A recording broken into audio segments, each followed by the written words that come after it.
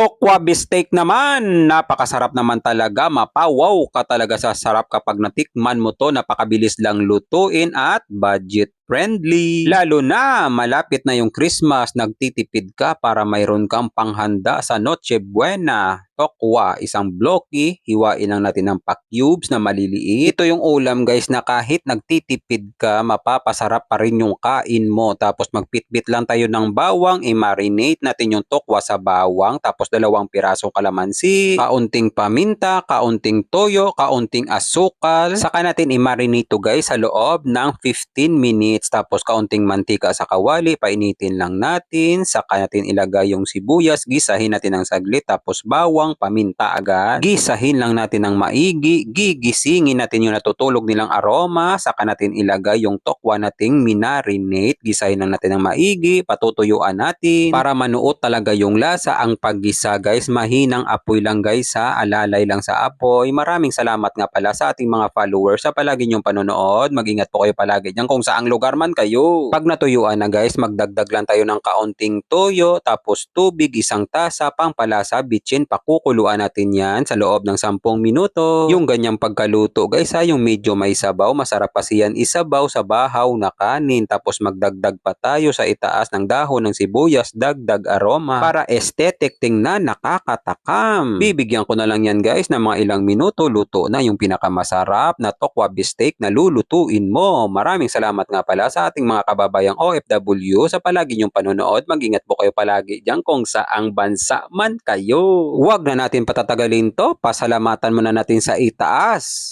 God, maraming salamat po sa biyaya na binibigay mo sa araw-araw. I-bless nyo po yung food na magiging silbing lakas sa katawan namin. Amen. Kain tayo guys, kain Pinas. Tokwa beefsteak guys. Yun. Lagyan din natin ng sauce guys. First bite guys para sa inyong lahat.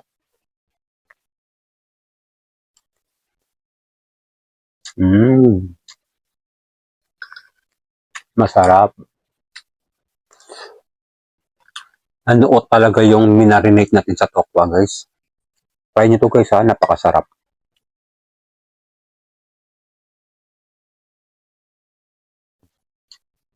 Isa pa.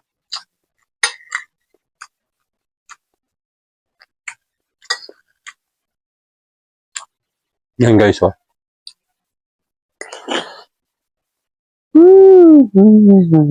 Guys, medyo mahaba na ang video. Bibigyan ko na kayo ng pamalakasan guys. Perfect bite pang commercial. At kung umabot ka hanggang dulo, maraming salamat sa panonood. Sabaw guys. Isa pa. Yan guys oh, para sa inyong lahat yan guys.